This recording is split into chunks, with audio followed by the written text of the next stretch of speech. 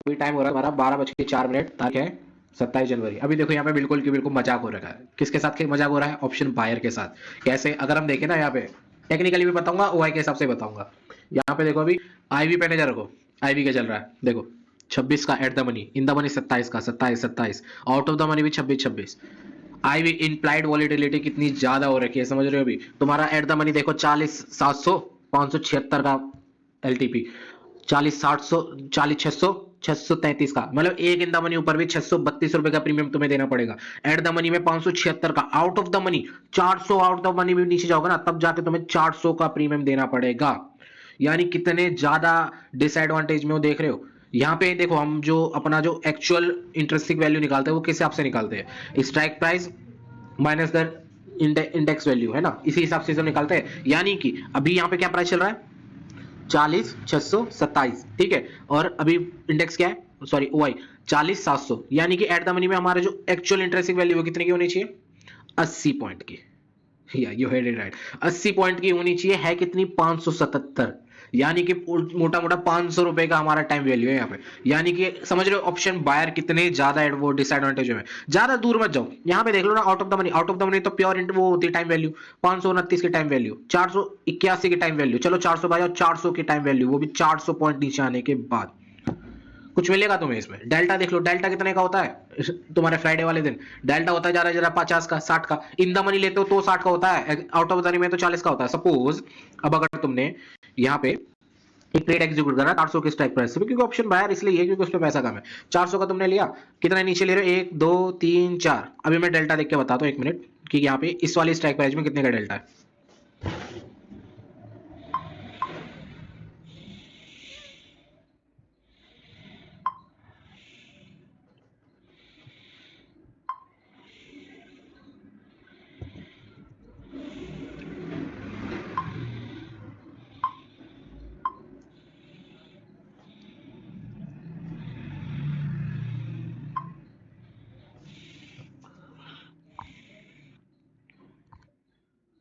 इसमें only 38 point का, 0.38 point का डेल्टा है।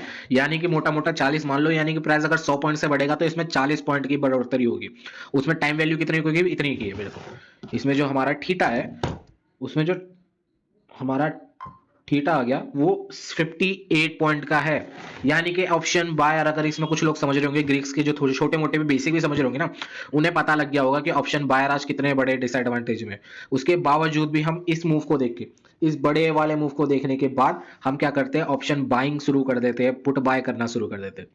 और हम ट्रैप के हिसाब से होते हैं। यहाँ पे ये मूव आया, इतना बड़ा हमें मूव दिख गया कि ये मूव आ रखा, मूव आ रखा है, हम यहाँ पे सेल करना शुरू कर देते हैं। यहाँ पे देखो, अगर किसी ने यहाँ पे सेल भी कर रखा होगा ना, मजा आया मजा आया मजा आया, इतना बड़ा मूव कैच करा इस बड़ी कैंडल में सीधा, एकदम प्रीमियम टूटे होंगे भाई, सारा का सारा प्रीमियम खा गया होगा। और वो क्या करते हैं फिर? Panic sell. अब यहाँ पे टेक्निकली क्या मजाक हो रहा है बताऊं? टेक्निकली क्या मजाक हो रहा है? यहाँ पे सपोर्ट के पास प्राइस आ रखा है, सबके सब यहाँ पे इस कैंडल को देख के बाय करना शुरू कर देंगे। जैसे प्राइस नीचे आएगा बाय, और नीचे आएगा बाय, और नीचे आएगा बाय, यहाँ पे सबके सब बाय करना शुरू कर देंगे। फायदा कैसे होगा? जो सेलर बैठा, अब बाय करेंगे, अब देखो यहाँ पे फिर सब कैसे चल जाएंगे। तो यार जो हमें ट्रैप जोन ट्रेडिंग करते हैं ना, जहाँ पे हम आइडेंटिफाई करते हैं ट्रैप जोन्स का है, तो आज यार ऐसे मार्केट में हमें बहुत ज्यादा ट्रैप जोन्स मिलते हैं। क्योंकि यार ऐसा मार्केट ना, कई लोग जो बिगनर ट्रेडर होते हैं ना, वो सही दिमाग से करते नहीं है। वो लालच, ग्रीड ग्रीड उन पे इतना हावी हो जाता है कि वो टेक्निकल बेस पे ट्रेड एग्जीक्यूट नहीं कर पाते। वो इंपल्सिव ट्रेड शुरू कर देते हैं, ग्रीड वाले ट्रेड एग्जीक्यूट करना शुरू कर देते हैं। देखो प्राइस में नीचे चला गया। यहाँ पे क्या है? यहाँ पे कौन फंस रहा है अभी? यहाँ पे वो फंस रहे जिन जिनने बाय करा साइकोलॉजिकल लेवल को देख के, या फिर एक बड़ी कैंडल को देख के। जिसने बाय करा ना, वो यहाँ पे ट्रैप हो रहे हैं। क्योंकि यहाँ पे जिसने सेल करा होगा, सपोज किसी ने यहाँ पे ब्रेकआउट सेल करा, पुट पुट को बाय करा, ठीक है, तो उनका क्या है? वो तो इस कैंडल में निकल गए। जिसने यहाँ सेल करा होगा वो इस कैंडल में निकल गए, जिसने यहाँ सेल करा होगा वो इस कैंडल पे निकल गए। तो जो सेलर थे, पुट बायर्स, यानी उनको तो मार्केट ने निकाल दिया, क्योंकि प्रीमियम इतनी जल्दी टूटे कि उनको मार्केट ने निकाल दिया, और वो ज्यादा वेट नहीं कर पाए। वेट कौन कर पाया यहाँ पे? ओनली ऑल कॉल सेलर्स यहाँ पे वेट कर पाएंगे, क्योंकि प्राइस भले उनके अगेंस्ट में जाए, लेकिन प्रीमियम इतनी जल्दी टूटेंगे कि वो तब भी प्रॉफिट में ही रहेंगे। तो ऐसा जो मार्केट होता है ना, वो ओवरऑल सेलर्स के लिए फायदेमंद होता है। भले हमें दिखता है कि ट्रेंड है, ट्रेंड है, ट्रेंड है, बायर्स को फायदा हो रहा होगा, अनलिमिटेड प्रॉफिट होगा बायर्स को, तो लेकिन यार ऐसा ही मार्केट उल्टा हो जाता है। कई लोग मुझसे इस चीज में डिसएग्री करेंगे, लेकिन मेरे लिए, मेरी स्ट्रेटेजी में ना, जितना मार्केट कम वॉलेटाइल हो, जितना मार्केट साइडवेज हो, उसमें ऑप्शन बायर को ज्यादा फायदा होता है। ट्रेंड मार्केट में वॉलेटिलिटी भी ज्यादा बढ़ जाती है, उसमें ऑप्शन बायर को नुकसान होता है।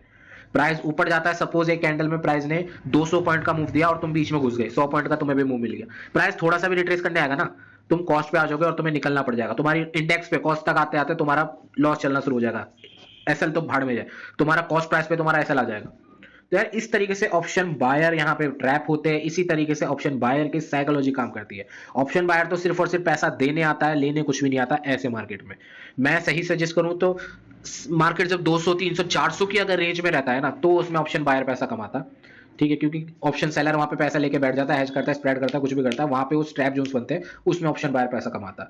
इतनी भारी वॉलेटिलिटी में ऑप्शन बायर पैसा नहीं कमा सकता। अगर स्कैल्पर हो तो उनकी बात अलग है, मेरी स्ट्रेटेजी के अंदर मैं एज ऑप्शन बायर ऐसे मार्केट में पैसा नहीं कमा पाऊंगा, क्योंकि मुझे नहीं पता, सोचो मैं यहाँ पे सेल भी कर दूं, मुझे नहीं पता वो और कितना ऊपर जाए, मे भी 700 750 से रेजिस्टेंट लेके आए, लेकिन जब तक तो मेरा एसएल हो चुका, एसएल छोड़ो यार, मैं होल्ड भी कैसे करूंगा, 2 घंटा भी होल्ड करने लग गया तो मेरा तो 60 70 पॉइंट ऐसे चले जाएंगे।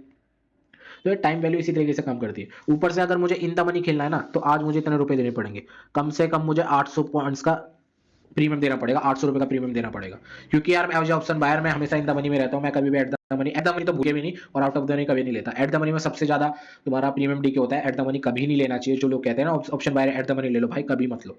एट द मनी में सबसे ज्यादा तुम्हारा प्रीमियम डीके होता है, सबसे ज्यादा time value eight the money में होती है, इससे बड़े तो आउट ऑफ द मनी ले लो, है ना।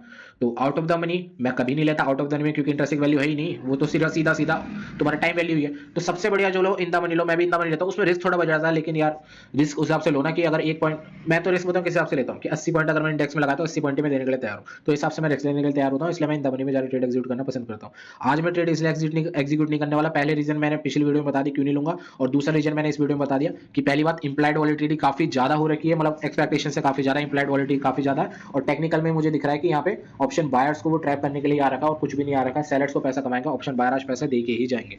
तो बाकी देखते हैं आज क्या होता है, अभी के लिए दैट्स ऑल।